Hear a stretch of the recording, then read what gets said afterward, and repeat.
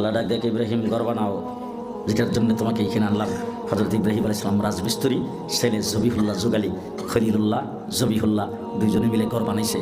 ইব্রাহিম আলাইহিস সালাম ঘর কমপ্লিট হওয়ার পরে ঘরের দরজার মধ্যে ধইরা আল্লাহকে ডাক দিয়ে বলেন, আল্লাহ রব্বানা তাকাব্বাল মিন্না ইন্নাকা আনতাস সামিউল আলিম। আল্লাহ ঘরটা তো বানাইছি, ঘরটাকে তুমি কবুল আর মঞ্জুর করো। আল্লাহ ডাক দিয়ে বলে, ইব্রাহিম তোমার নাম খলিলুল্লাহ, ছেলের নাম জবিহুল্লাহ, দুইজনে মিলে ঘর বানাইছো, ঘরেরও নাম রাখলাম বাইতুল্লাহ। এবার হযরত ইব্রাহিম আলাইহিস সালাম আল্লাহ ডাক দেখে, ইব্রাহিম যত পরীক্ষা ছিল সব পরীক্ষা শেষ, প্রত্যেকটা সাবজেক্টে তুমি এ প্লাস।